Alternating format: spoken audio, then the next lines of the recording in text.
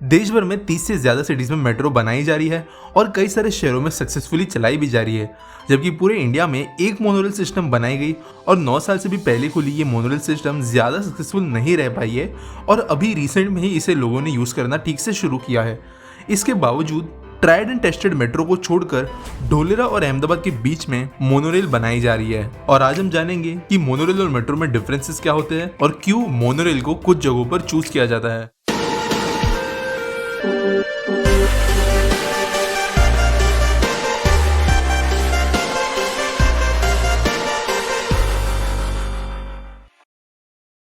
पहले कुछ चीज क्लियर कर लेते हैं मोनोरेल के फेलियर्स के रिगार्डिंग। ये बात सच है कि दुनिया भर में मोनोरेल्स बहुत कम शहरों में अगर हम मेट्रो से कंपेयर करें तो, लेकिन इसके बावजूद कई सारी जगहों पर मोनोरेल्स काफी सक्सेसफुली ऑपरेट हो रही है, लोग इसे बड़े पैमाने पर यूज कर रहे हैं।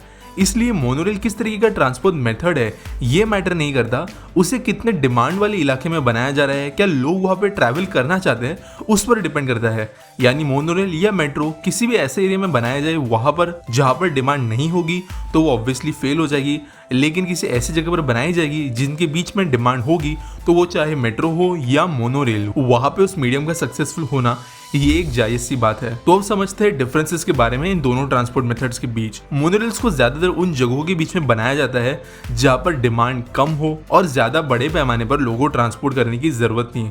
आमतौर पर अगर किन दो जगहों के बीच में 10,000 पर्सन पर आवर के हिसाब से अगर ट्रांसपोर्टेशन नीड्स हो तो मोनोरेल एक सही ऑप्शन निकल कर आता है, लेकिन 40,000 पर्सन पर आवर के हिसाब से अगर कहीं कैपेसिटी की जरूरत हो तो वहां पर मेट्रो बनाना ज्यादा बेहतर होगा।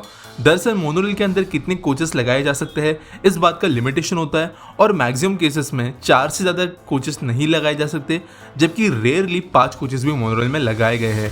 लेकिन मेट्रो को ट्रेन की तरह काफी ज्यादा एक्सटेंड किया जा सकता है और मेट्रो कितनी लंबी बन सकती है इसके लिए maximum binding factor platform length ही होता है। यानी बेसिकली प्लेटफॉर्म अगर चाहे जितना आप लंबा कर लेंगे उतनी लंबी मेट्रो ट्रेन बन सकती है, यानी कैपेसिटी के हिसाब से उसे अडेप्ट करना ज्यादा बेहतर होता है। दूसरी एक बहुत इंपॉर्टेंट बात मोनोरेल और मेट्रो के बीच में डिफरेंसेस के लिए ये है कि मोनोरेल बनाने में मेट्रो से कंपैरेटिवली बहुत सस्ती होती है, स्पेशली अगर हम ट्रैक्स की बात करें तो।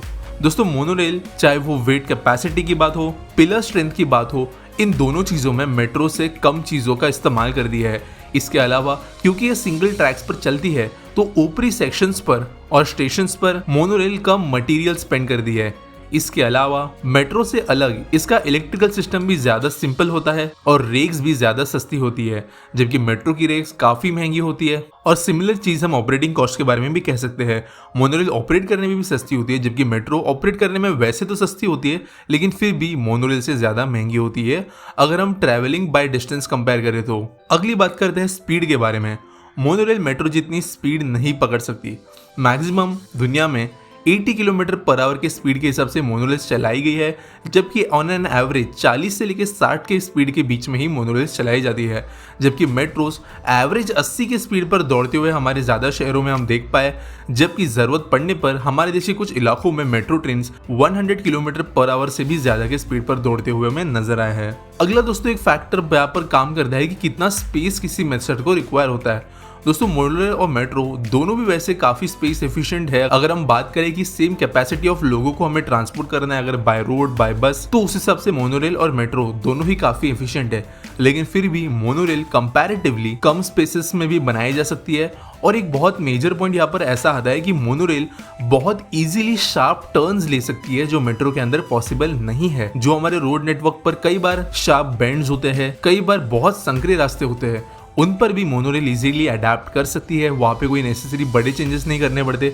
जबकि मेट्रो के लिए दोस्तों ट्रेन्स की ही तरह लंबे कर्व्स बनाने की जरूरत पड़ती है, इसलिए कई सारे रोड्स के थ्रू डायरेक्टली मेट्रो बनाना पॉसिबल नहीं होता। बात करें एक फाइनल फैक्टर की, तो जिस तरीके से मैंने कहा कि कंस्ट्रक्शन कॉस्ट कम होने के कारण और ऑपरेटिंग कॉस्ट कम होने के कारण मोनोरेल की टिकट्स ज्यादातर मेट्रो से सस्ती होती है, जिसके कारण इसका भी अडेप्टेशन कंपैरेटिवली ज्यादा होता है। इन कंक्लूजन अगर कहूँ तो मोनोरेल मेट्रो से थोड़ी कम एडवांस्ड होती है। कई सारे छोटे फीचर्स यहाँ पर मिस हो जाते हैं, लेकिन बाय कॉस्ट अगर हम देखें, पैसेंजर कैपेसिटी के हिसाब से देखें तो मोनोरेल भी एक अच्छा मीडियम निकल कर आती है।